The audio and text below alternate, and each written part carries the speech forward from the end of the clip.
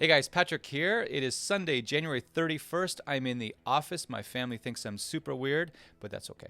And I'm here for one important reason, and that is this.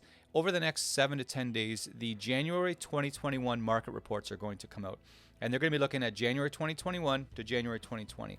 Now, you know how I feel about month over month reports. I don't think they paint a really accurate picture. They're interesting, but they're not necessarily relevant to the big picture of what's going on. We like trends, right? We like a little longer term.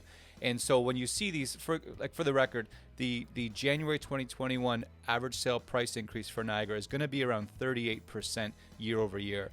So when you go back 15 years, our annual increases were 1, 2, 3%. You know, we might have gone from 224 to 227 in an entire year.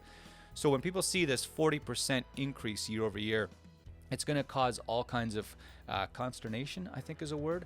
So I wanted to touch on it today and pull back a little bit and give you some context on what exactly is happening. So to give you the January 2021 average sale price changes, I'm going to read these out really quickly for you just to give you, again, forewarn you on what you're about to see. So Niagara across the board, 661,000 average sale price for January 2021 as of today, January 31. That's a change of 37%. St. Catharines, 594 grand, up 31%. Niagara Lake up 22%. Niagara Falls up 50%, 643,000. Thorold up 25%. Fort Erie up 41%. Welland up 45%. So again, that's January 2021 average sale price compared to January 2020. Average sale price in Welland up 45%. Now, is that reflective of the whole market? No, it's reflective of the last 31 days versus that other 31 days, right? It's also worth noting that the two markets with the lowest increases were Niagara-on-the-Lake and Fonthill. And that's because they had the largest swing over the course of the year, because you have Old Town Niagara-on-the-Lake and you have Niagara-on-the-Green, where you can have $4 million and you can have 540, right? So they're a little tougher to put weight into. But when you look at the larger volume markets, St. Catharines, Niagara Falls, Welland, you see 31%, 50%, 45% increases. What can you take from that data? Again, there's going to be fire emojis and everything else about it, but what's really going on? So that's what I wanted to cover very quickly with you. All right, so let's try to give some context to what's been going on in the market. So let's look back 92 days, so November, December, January for the Niagara region, and then we're going to look at the three big volume cities, St. Catharines, Niagara Falls, Welland. So when you look across Niagara, though, all cities almost uniformly had, when you look at the data over the last decade, the 90 days period that we just went through was at its lowest or close to it in terms of the number of new listings, and it was at its highest or close to it in terms of the number of sales. So that disparity in supply versus demand has created this price appreciation that I just talked about. So let's look at the Niagara region. Over the last 10 years, the last 92 days that we just went through were the third lowest number of new listings going back a decade. What was first and second place? It was the November to January going into the 2016 market and the November to January going into the 2017 market. Those markets still to this day, or not to this day, but up until last year, produced the first and second highest annual average price appreciation on record in Niagara. So the fact that what we just went through placed third against those 2 years ain't half bad. But then let's look at sales. Over the last decade, the 90 days we just went through produced the highest number of sales on record, 1,867 sales. What was second place? You guessed it, 2016 was second place with about 240 sales less than that. So second place was 1,624 sales, which happened in 2016. So again, you have third place in the number of new listings going back the last 92 days, and you have the highest by a landslide in the total number of sales. So what happened? That disparity created, again, January up about 38% in average sale price for the Niagara region as a whole. Year in and year out, St. Catharines is responsible for about 25 to 30% of all homes sold in Niagara. So it is the quote-unquote top producer as far as that goes. So St. Catharines is always a good litmus test of what's going on in the big picture. So the last 92 days, so November through to January 31st today, 2021, had the lowest number of new listings in the last decade, 439 new listings on the supply side. To put that in context, over the last 10 years, the average has been about 540, 545. So the 92 days we just went through were about 25% light or less in terms of the number of new listings. The number of homes sold, second highest in the last decade, 475 sales. So guess what was number one? The 2016 market, when everything changed in Niagara, 492 sales.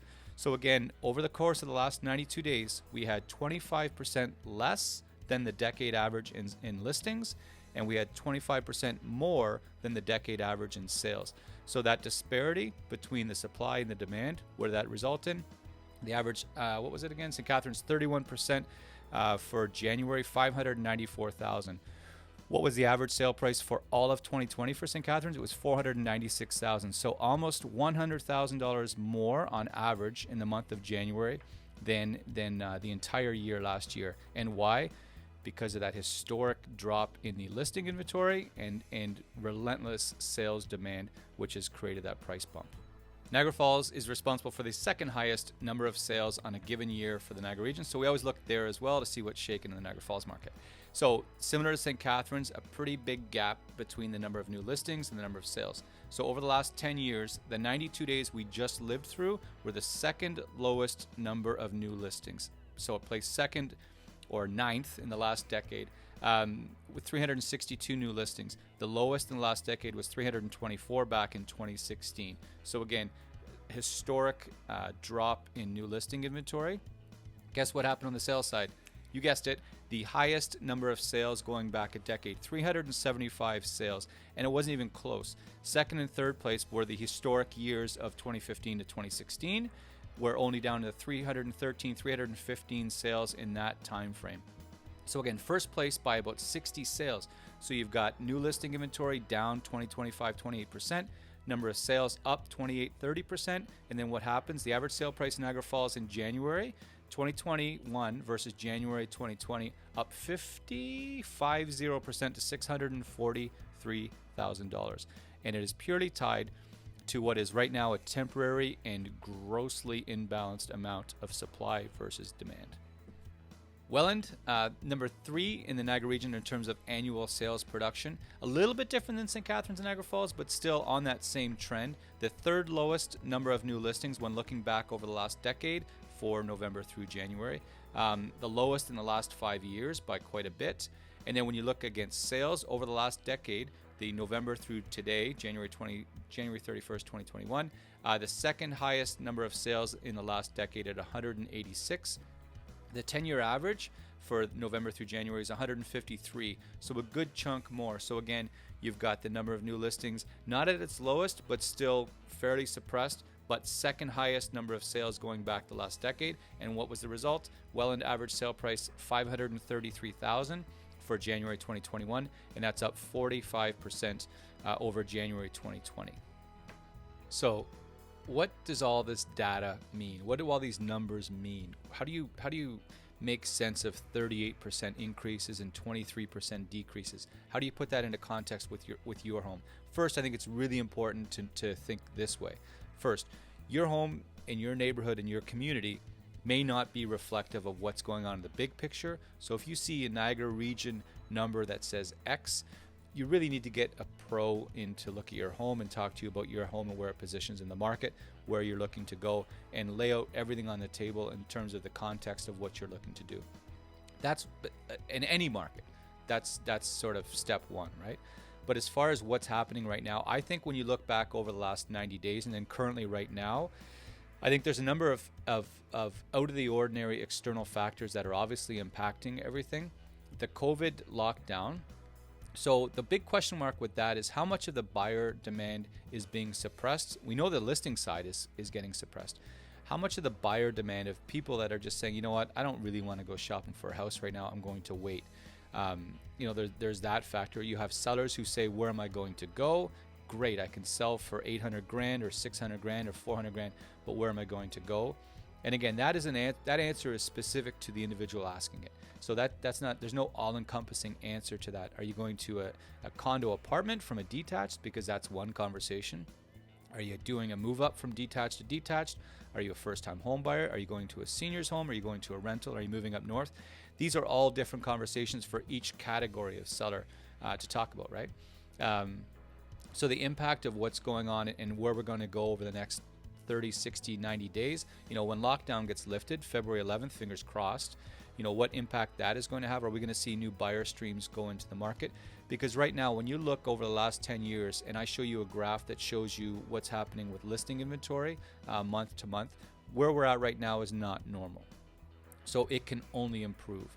And that's the reason we're seeing 19 offers, 26 offers on homes of all price brackets. And it's because this historic crunch in supply, and meanwhile, we still have really strong demand.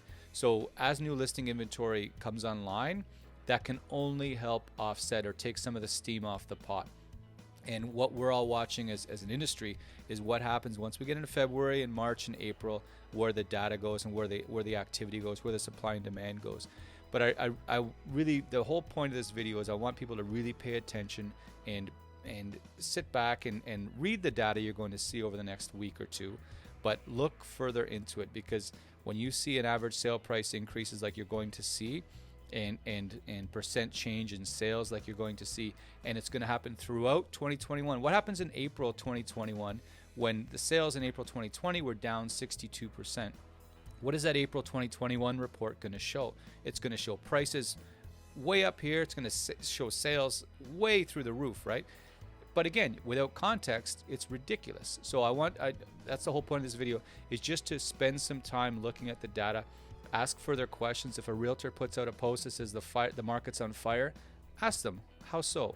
Give me more, right? Give me more than a fire emoji. And the good ones are going to be able to tell you. They're going to be able to go into it in depth and explain. I shouldn't say that. Realtors are great, but I think there's more that we can do as an industry for you guys, the buyers or sellers or general public that are curious on what's going on. I think there's more that can get done. So hopefully this video helped with that. Sorry for the ramble, but I had to get that across, and hopefully that data helped.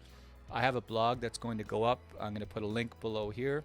You can go to our website and you can read it. It's going to show you what I just talked about. You'll be able to see it on the page as well. Hopefully you find that helpful.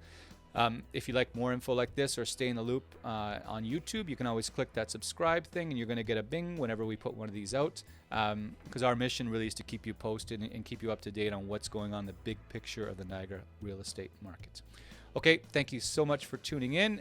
Any questions, comments, thoughts, theories, or otherwise are always welcome. Really appreciate your time, and we hope you're doing okay. All right, thank you so much, guys. We'll see you. Bye.